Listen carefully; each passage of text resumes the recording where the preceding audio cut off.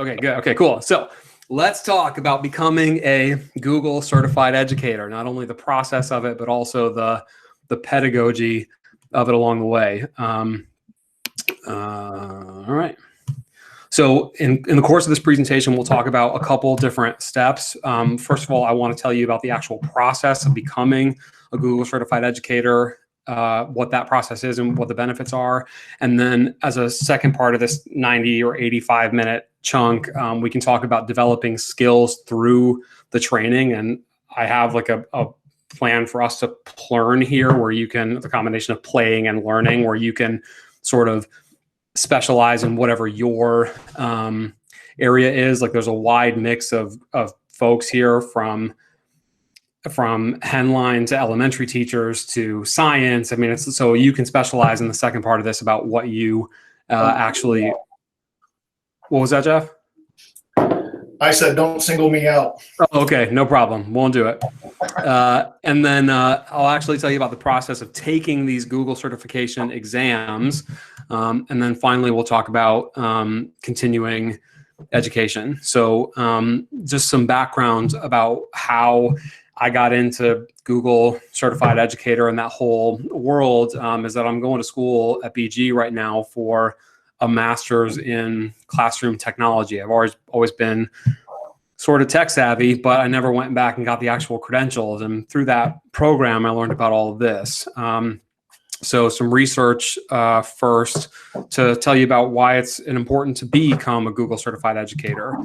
In 2019, the data was that 80 million educators and students were using the Google apps for education.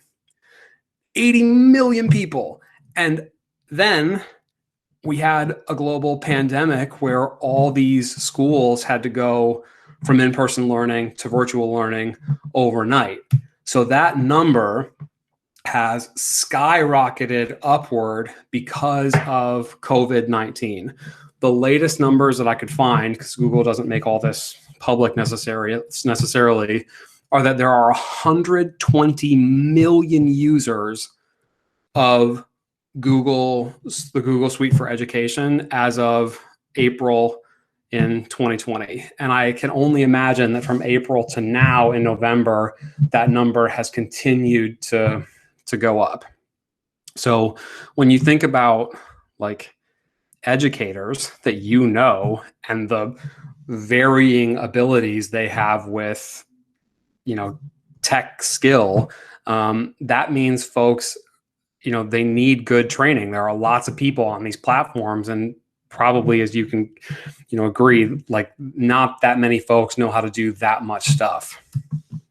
So if you look at Google's directory of top level Google certified educators, trainers, coaches, etc., there are about 4,000 people listed in that top credential directory, which I'm not a mathematician, but that means it's 0.00003% of folks that use Google's tools are really pros at it.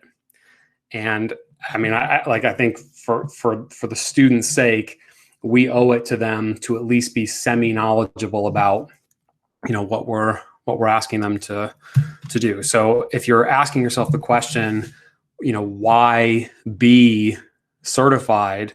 There was some research I read from like a trade publication called Cumulus Global is this business. And they said it's not about just giving the kids Chromebooks. The key to success here is empowering your faculty and administrators to leverage the collaboration features of Google Apps. There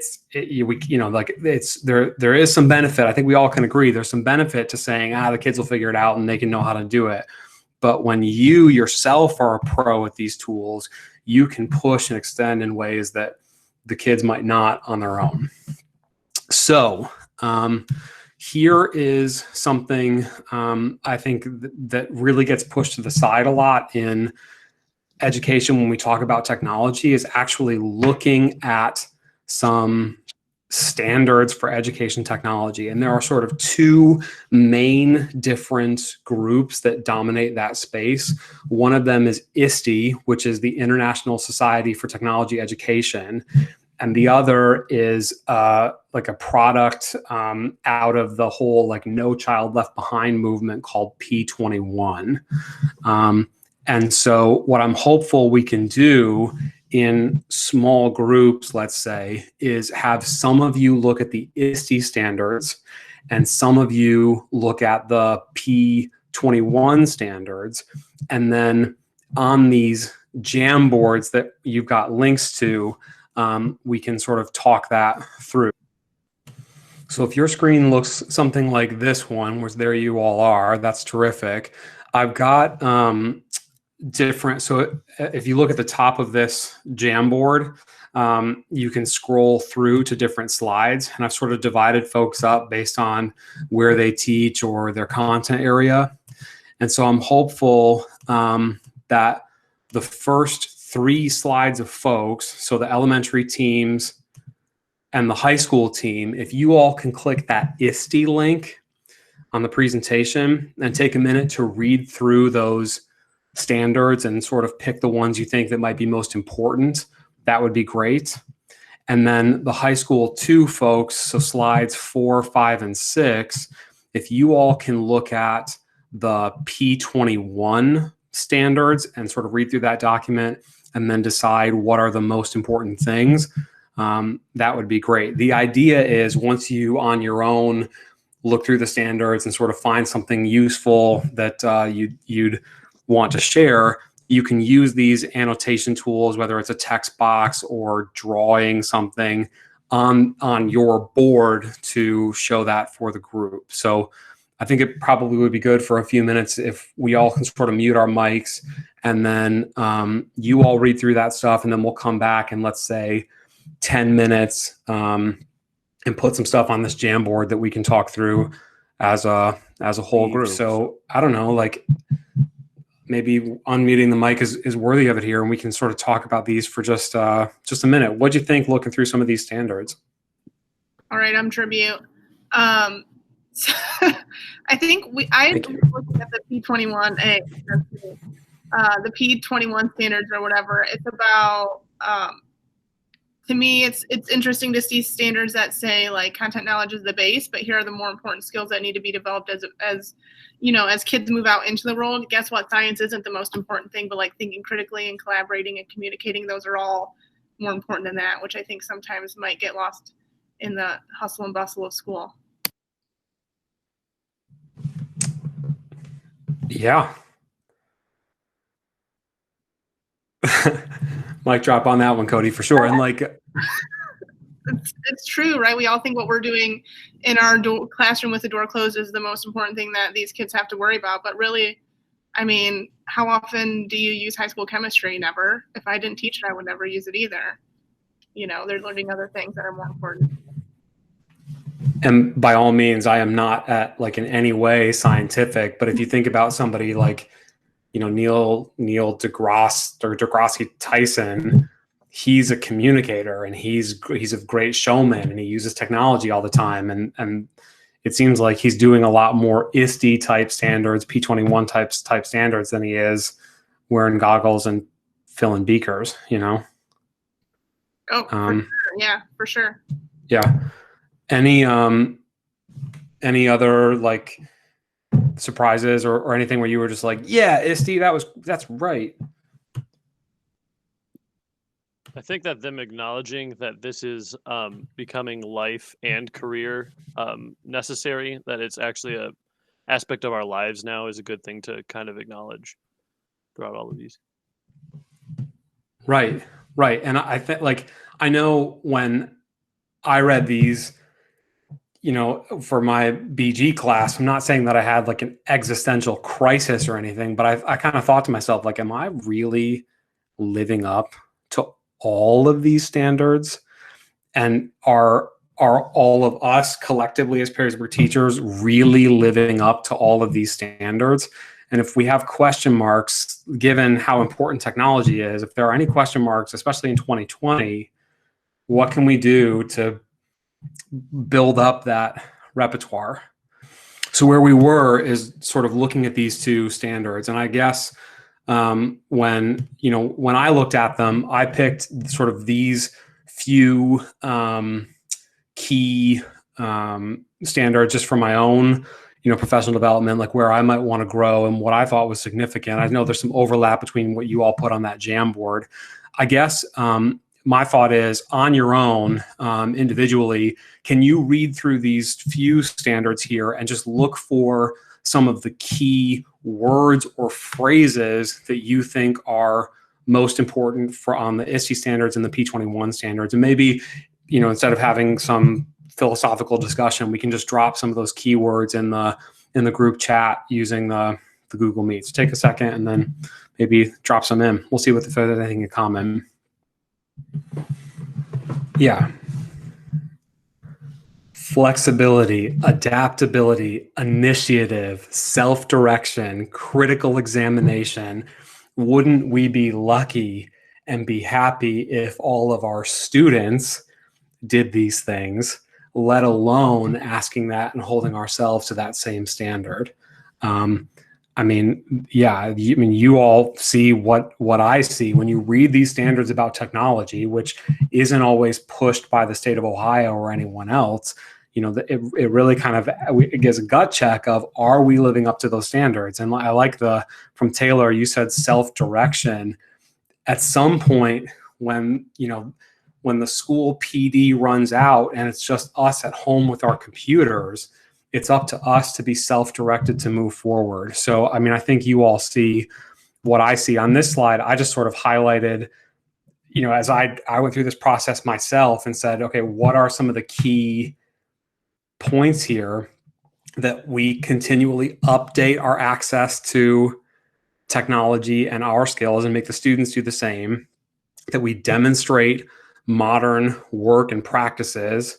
We have to encourage critical thinking and authentic problems, and we have to expose. This is one of the things that I think Perrysburg, not to be, political or finger pointy, but I think Perrysburg could do more of is expose students to environments and problems they are likely to encounter in the workplace. Not to be preachy, but I think the way Perrysburg likes technology a lot of times is in like this safe walled garden where almost everything is blocked unless it's been pre-approved, and we don't let our kids, for good reasons sometimes, explore the wider internet. And as I read those standards, I wondered if we could live up to those standards and keep all the things we have in place the same. Can we do those things together? Maybe the answer is yes. I don't know, but that's just something I suppose I thought about. I do think this is also worthy of discussion of like what in this presentation, in the title or the description, brought you here. And I'm hopeful we can sort of unmute mics for a second and have a discussion about what was appealing about becoming a Google certified educator, and why are you here, even if it's just to fill up a 90-minute time slot. Can we talk about that for a minute? Why did you all come to this presentation today?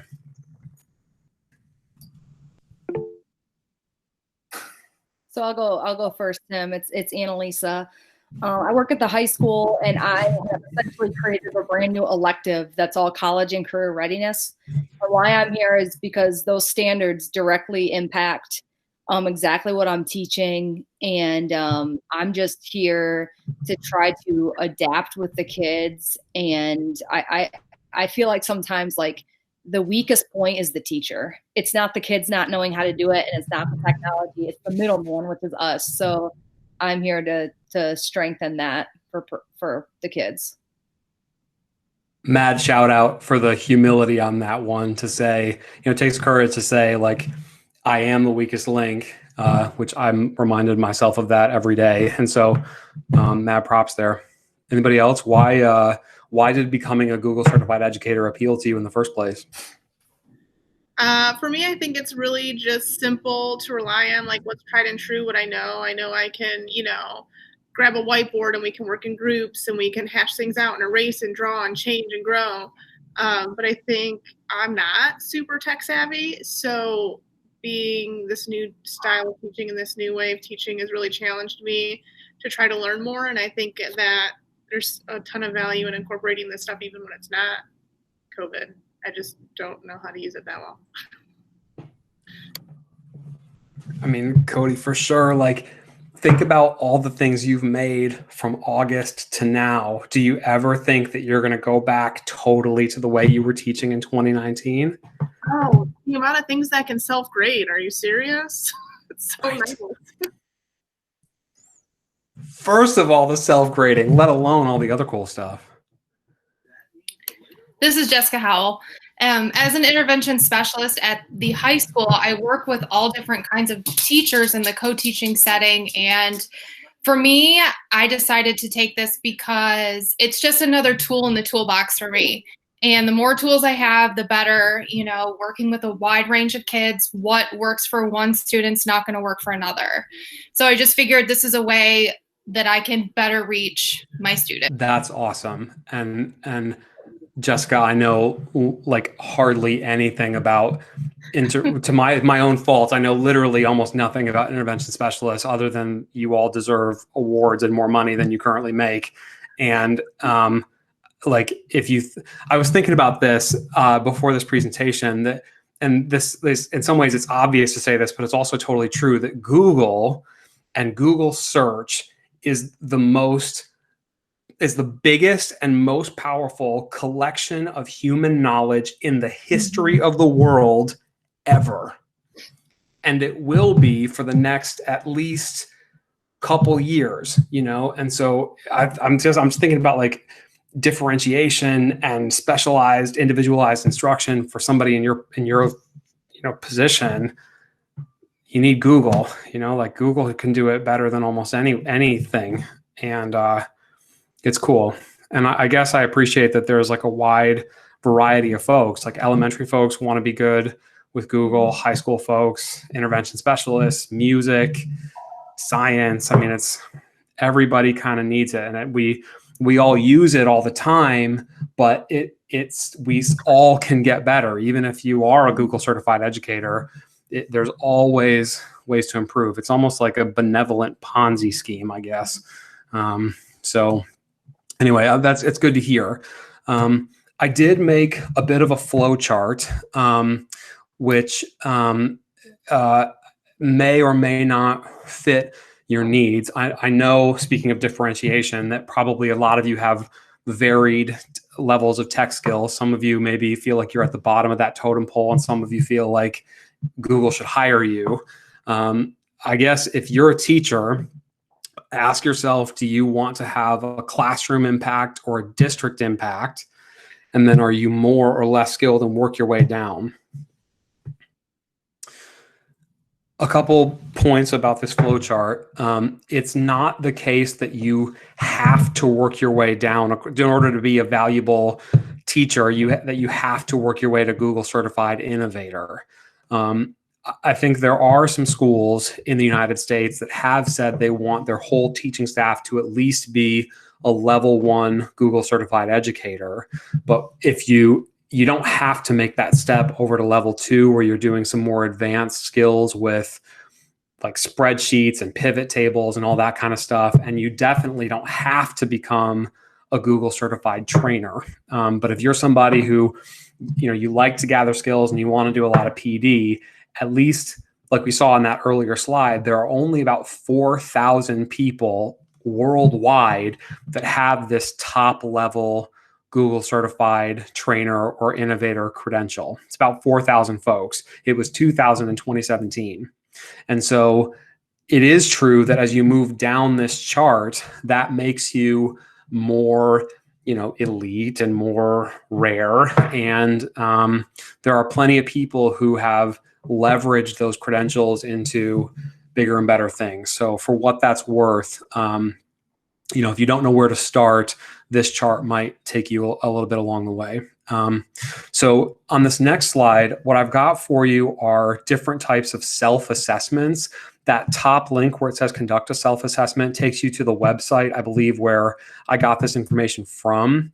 And if you have a hunch that you're ready for a level 1 or level 2 certification, click one of those links, level 1 or level 2, whichever you think fits better, and then take a minute to read through that list. And maybe, I guess what I'm hopeful you'll do is sort of mark some of the skills that you feel really confident with. Maybe that's one color, and then use a different color to highlight on the document, make a copy of the document, and then highlight on it some skills that, oh gosh, I don't really know this one that well.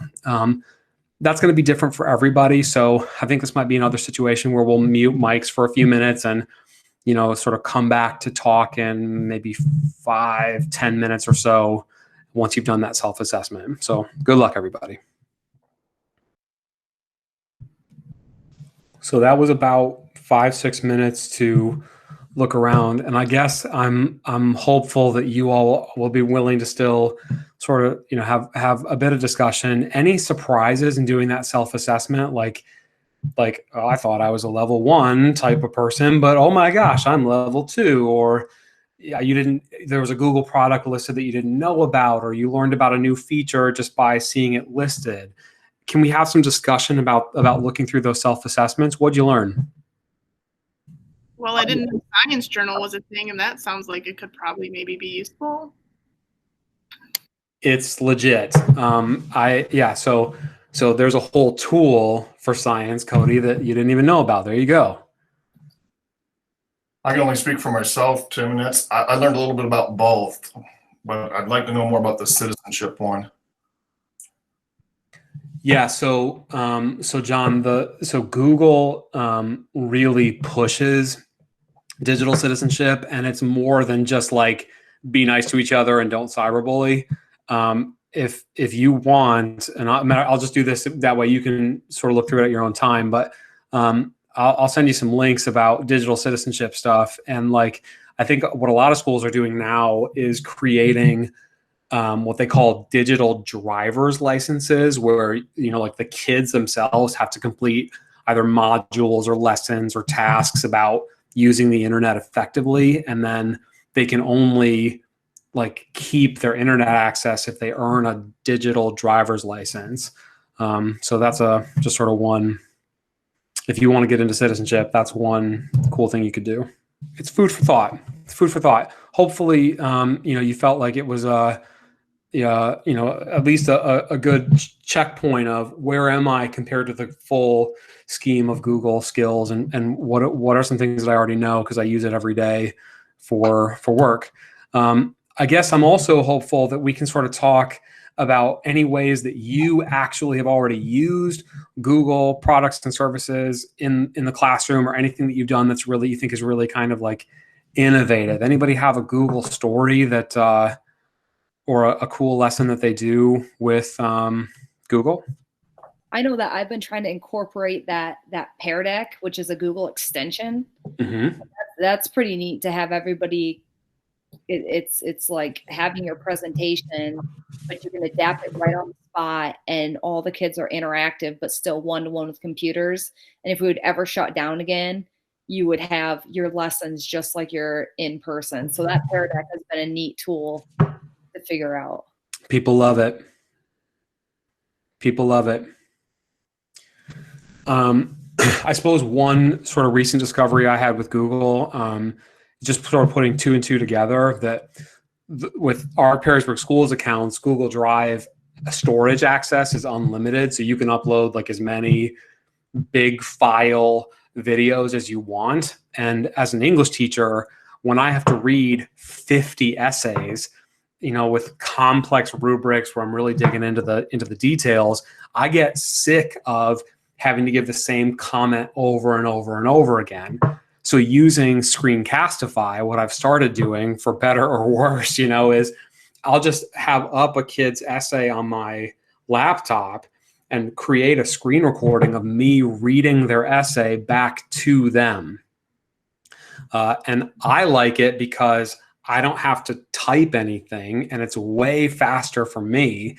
And the kids like it because not only do they see the process of grading the essay and the thinking behind why the score is what it is without having to read it, they also can get the human experience of a reader saying like, well, that was really insightful, or like, oh, geez, kid, you really screwed up here, you know, and all that's saved in Google Drive. It's all through video. So I suppose that's one recent breakthrough I have with Google. Any other quick ideas about tools and the way you use Google in your classroom? Cody and I have a student who is fluent in Japanese, and then Alicia and I have a student fluent in Chinese, and we've used the Google Translate. Well, Cody and I have it on our phones, so we can like quickly type to the student and translate in real time. And then I know I've used the Google Translate feature on Google Docs to translate homework assignments and notes and things for the student who is a fluent Chinese speaker in our biology class. So that's been super helpful. I mean, think about that. You're teaching high school level science to a kid who speaks a different language. That's pretty amazing. I mean, it's not even like a different language. It doesn't even have the same letters. And she's doing better than most of the other kids in the class. Of course she is. Of course she is. But it also makes us feel really cool. You know, like there are endless ways to use these tools in the classroom, and I just think, and we all get so specialized. Like I mean, even though I'm an English teacher, I love spreadsheets. I love getting into that kind of stuff. Other people really do cool things with Google Drawing. It's just amazing what you can do and innovate in the classroom. So I want to encourage those self-assessments that if you see a tool there that you haven't really used in your class, whatever your class is, try something out. You know, like it's well worth experimenting. The Matt Boggs word that I stole from him is play and learn put together, plurn. The more you plurn with Google, the better. So back to the presentation, I suppose. So to do a bit of self-guided instruction, if you click the link here about different trainings, that will take you to a web page. New learners, you're going to do sort of level 1 skills. If you feel like you're a level 2 type of person, you're going to go into advanced learners for level 2 Google type stuff. And you know, you can see all the lessons that are listed there and maybe take a few minutes to try one out yourself, because Google actually teaches you the skills you need to know for the assessment. Of course they do. And if you really don't know what you want to pick, or you're really open to things, on the next slide of this presentation, I sort of try to think of like some tools or some ideas for teachers to learn about that you wouldn't normally, like really looking at Google Sheets and learning about spreadsheets, or creating interactive slide presentations, or digital portfolios. Or so anyway, if you want to look at any of those, if you don't know what you want to pick, click one of these links and go from there. So we'll take, I don't know, I was thinking maybe like 10 minutes for you all to plurn, in the words of good old Matt Boggs. Take a few minutes, we'll mute mics, and then we'll come back once you've tried out some of those skills. So I suppose we'll come back. You know, I guess the point of giving you those links is just to show you that Google can teach you skills directly that you might not know where to start learning yourself. If I could ask everybody to just sort of say in the chat what product you learned about just now, whether it was Doc, Sheets, Search, Earth. What did you figure out? What'd you learn? Like just the product name. Ryan, are you a spreadsheet guy? We use them a lot with rosters and everything, and a lot of the housekeeping stuff that we use for band. So I looked at it to see. I tried to look at the large data sheets, the large data set stuff, and it's some wacky stuff. It's a lot. You can run the world with a spreadsheet if it means anything to you. My brother is a music teacher in Nebraska. He teaches community choir, community college, like vocal music. He uses spreadsheets for everything. His whole music library, his even little things like how many slices of pizza do I need for the number of people I'm trying to feed. Everything for my brother has a spreadsheet. And as you look at this, look at you guys, like like most of you wanted to learn more about sheets. And if you take the time to just go through some of those Google modules on your own, you can learn so much about spreadsheets to manage that data. I certainly in no way am I being critical of these fine folks, but Sheila and Angie came to me recently because they were trying to manage these kids that signed up for multiple AP tests, and how do we know which kid will be in which test on which day from this large data set? Teachers manage data all the time, even if it's grades or whatever it is. And if you know the power of Google Sheets and all the other Google products, you can really handle and understand data quickly. So I can't encourage that enough about using that site linked there to learn more about Sheets or whatever product, Slides, whatever product interests you the most. I can't give a one-size-fits-all lesson for everybody, but at least I can show you where to look. So that's pretty cool. I suppose I'll move forward in the presentation. The obvious sort of call to action here for developing skills is just over time, use that self-assessment that you got just now. And as you learn more about sheets or forms or whatever you want to learn, just change, either use a color coding system or a check system and then track your progress. And when you're, 85 or 90% done with the checklist, you're probably ready to take the Google certification exam. And so that is what I will tell you about now in terms of the process. Everything you need to take a Google certification exam is pictured in this slide. You have to have a computer that connects to the internet. You have to have the most updated version of Chrome. You do have to have some kind of working webcam. It was a surprise to, I was cool with this, but it was a surprise to me when I found out that when you take a Google certification exam, they film you the entire time as a way of proctoring. So that's something you just want to be aware of, is that they're going to take your picture and have videos of you while you're taking the exam. The other thing that you'll need is access to incognito mode, which is, if you don't know, is a method of browsing in Chrome, Google Chrome, that doesn't record your search history or keep any data more than what's necessary.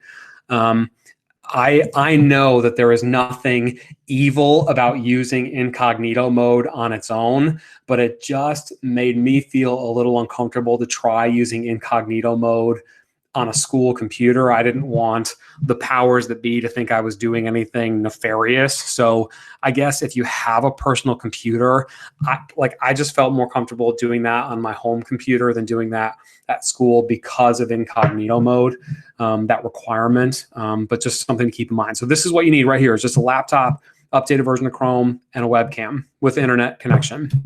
And then, as you can probably see on this next slide, these exams are so inexpensive, and all it takes is just a little bit of time. If you pay $10 and you have 3 hours, not to brag, but I finished in 2, you can get your Google certification, license or certificate or whatever you call it. If you don't pass, you can see down at the bottom, they make you wait 2 weeks. Most people, I don't want to say it's more than half, and less than 75% of folks do pass on their first run. And then there are varying degrees that they make you wait if you continue to fail the exam. For the level 2 exam, it's a little more expensive, but other than that, it's the same process. And I highly recommend it. The test itself, they actually make you sign a non-disclosure agreement where you will not discuss actual test questions or content. And I suppose I will honor that in this presentation and always, but there's multiple choice questions at the beginning, generally speaking. And then there are applied skills questions where they'll give you some kind of prompt in the field of education and ask you in your Google account to complete, that they give you, by the way, they give you like a very temporary Google account. you have to complete specific tasks along the way to demonstrate your ability in Google Apps, and that everything on those skills checklists might be tested. It's not a guarantee that you'll see questions about Google Earth or Science Journal, but it's definitely possible that they could ask you questions about that. So it does take a little bit of studying, I suppose. And then once you're done, if you pass the exam, you'll find out within 7 business days, and then they send you a badge that you can put pretty much wherever you want. You can use it to market yourself. You can put it in your email signature. You can, you get a badge showing that you passed whatever exam. And they just updated these in 2020, like midway through the year. So they look a little better than they did previously. And I guess now that you have learned about this process, I just want to come back to like why you signed up for this presentation in the first place, and looking at these standards for educators and their keywords about continually improving, promoting curiosity, and managing your use of technology. Well, if you do those things and you work through the level 2 Google certification course, they're provided by ISTE are also standards for coaches.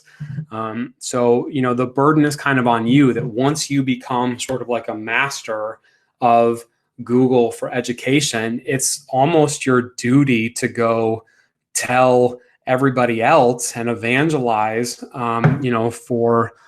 for Google in the future. Becoming a change agent, ISTE says, is important for a coach. Being a learning designer is important, and certainly all of us do that in education. And then, I don't want to single this person out because they asked me not to, but I just thought that was so important about like being an advocate for digital citizens. Like, you have to teach the kids and give them the power to to take agency and be advocates for them in the classroom. So if you sat through this presentation and you thought, oh gosh, these skills are pretty immature and I kind of already knew this stuff, the good news for you is there's a hierarchy beyond level 1 and level 2 Google certified educators. So there are Google certified trainers. Generally speaking, those are education professionals that work with individual teachers one-on-one as like a trainer situation. There's Google certified innovators, folks who are more focused on curriculum and like being the best teachers they can be. That's a very elite credential to have. And then there's also a Google certified coach, the folks who can go into other schools as like consultants and things like that, and offer trainings for wide groups of people to be, to help. And if you have read between the lines at all in this presentation, you can take a guess and figure out which one I'm trying to achieve here. If you're interested in, actually, I'm sort of hopeful everybody can be interested in this. If one of those 3 appealed to you, the trainer, the innovator, or the coach, click that box on the presentation and it'll take you to information that's more about that particular aspect of the top ends of Google's hierarchy. And I'm just hopeful you can take a few minutes on your own to read more about those top level credentials. We'll mute mics for a minute and then come back in. I guess I'm hopeful we can have a verbal discussion, but if you need another minute to look to answer this question, that's fine. I guess my question for you is, what are some of the requirements of earning these different certification levels? And then how might they be different in some detail? I'm hopeful maybe some of you clicked around on different ones and we can talk about what some of the differences are and requirements. So I'll give you another minute or so and then we'll chat as a whole group. What are some of the differences between these top level credentials and what are some of the requirements and perks? I'm not sure, maybe I misread it, but one thing I noticed for the innovator requirements, it looked like it was only listing like the level 2 certification was required, but for the other 2 it said you had to have 1 and 2 in order to get those certifications. Again, I don't know if I misread it, but John, I think you're right. I think you're right about that one.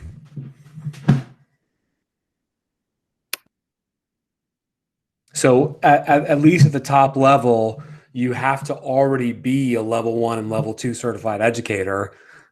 Any perks that you can either see or imagine earning some of those top certifications other than like bragging rights? It's got to be more than that.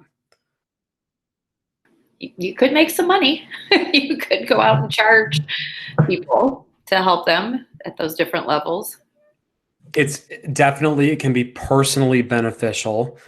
Absolutely it can. And there are folks, one person I came across in doing research for this, there's a guy named John Sowash, I think is how he says his name, Sowash.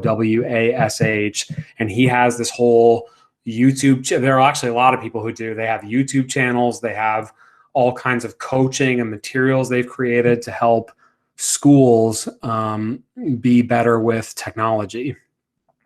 And I guess, like, you know, all of us sitting here could be cynical and say, and Tiffany, I think that might have been you who said that. I wasn't exactly sure who made that comment, but or maybe Amy, I guess it was. But we could be cynical and say, you know, like, oh, you know, like, let's just go out and make some extra money for summer spending cash or whatever.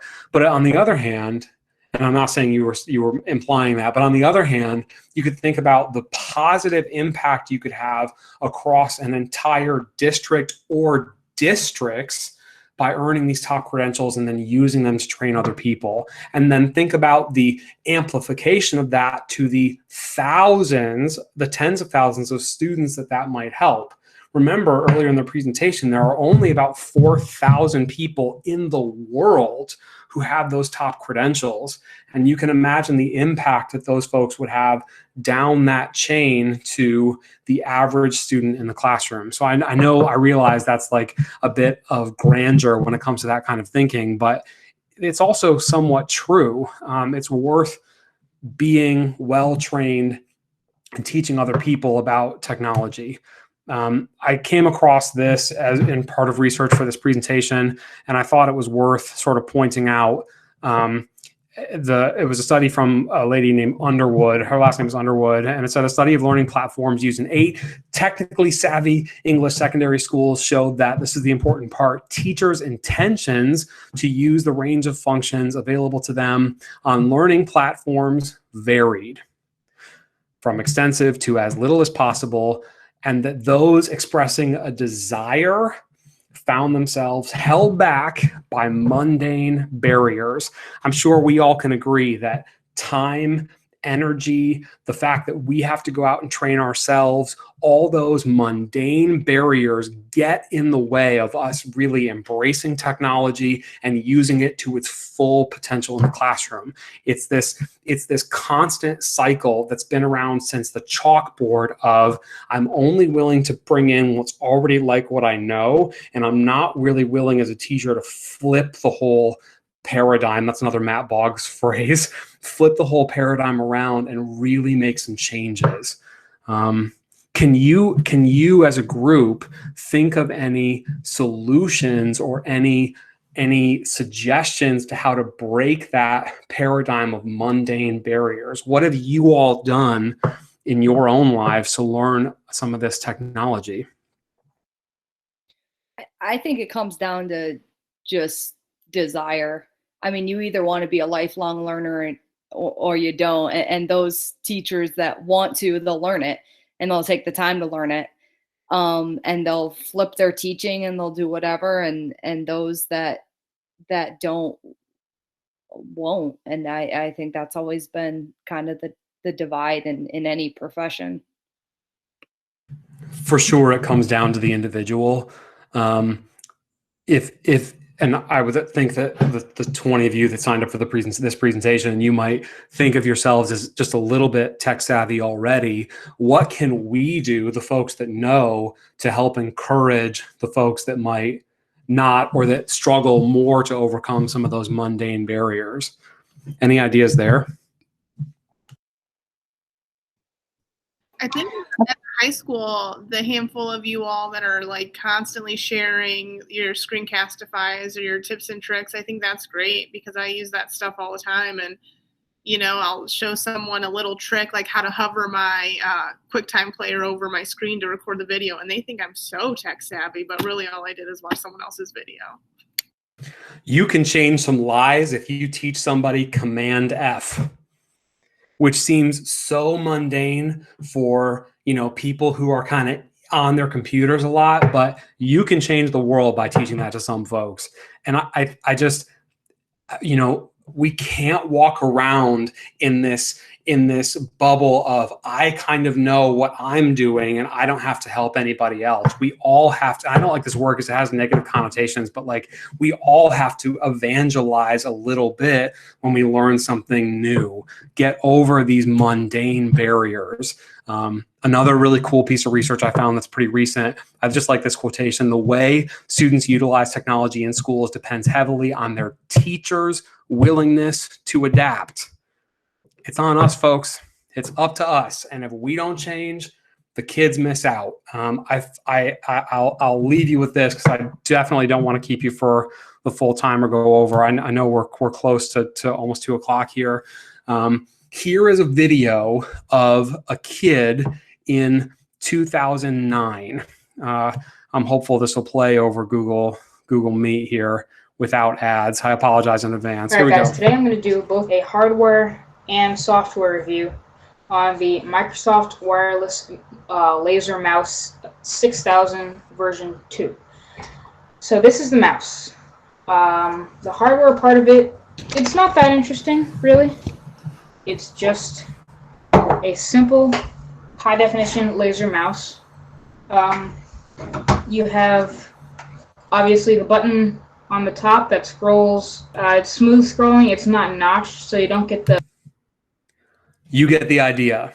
That guy was Marquez Brownlee, a high school student in 2009. And the picture that you're looking at of this YouTube thumbnail right now is Marquez Brownlee in 2020. Hey, what's up? I'm KBHD here. And this is the Sony Xperia 1 Mark II. Snapdragon 865, 8 gigs of RAM, a 21:9 widescreen display, triple cameras, a 4,000 milliamp hour battery, an all glass and aluminum frame, expandable storage. My man grew up. And he became, by the way, that video in the first week of publication earned 3.64 million views on YouTube in 1 week. That guy's life changed because of technology. And when I think about this and really kind of get into things, I wonder about all the Marquez Brownlees who got left behind because their teachers didn't know how to help them. We can't just give a kid a laptop and say they'll figure it out, because if you're awesome and super smart like Marquez Brownlee, you can. But think about all the kids who struggle, just like some of our colleagues, just like we do, saying, wait, I click over here and this can share that and da, da, da, da, da, da. We have got to be better trained in order to help these kids. And I just thought that was an important visual to show and to really sort of hit. I just feel like that sums up every reason about why you need to be a Google certified educator, to help people like that right away. This was also an academic assignment, so there are the references that I used if you want to look at it. And then if you ever, I don't know why you would, but if you want to share this presentation, I put it under a Creative Commons license. You're welcome to use it however you would like, or leave it alone. And if I could just ask you, wonderful folks, to click that last link and fill out a quick Google form evaluation for me about the presentation, I would really, really appreciate it. And then, folks, we are done. Thanks, Tim. John, thank you, man. Really appreciate it. You helped us, some of us KG veterans, that we had typewriters back when I started. One of the best PD sessions I ever went to was led by Susie Short. And she said, okay, everybody stand in a line based on the first bit of technology you were given as a teacher. So at one end, you had people who had like, you know, like projectors with the transparency, Oh, yeah. you know, and then you had people like me who were like, I grew up with YouTube, you know, and it's just, it's amazing the spectrum. So. Okay. Nope, I think you did a good job. I appreciate it because some of us older people, this guy, I think I benefit because I keep trying to find new ways in that, but technology there's so much out there to keep up with it. So appreciate it. Yeah, man. I mean, and like, you know, it's on us to learn, and you know, my door's open. You want to come and ask me questions anytime, I'm happy to help you. Oh, I know. I appreciate it too. John, cheers, man. Have a good day. Thank you.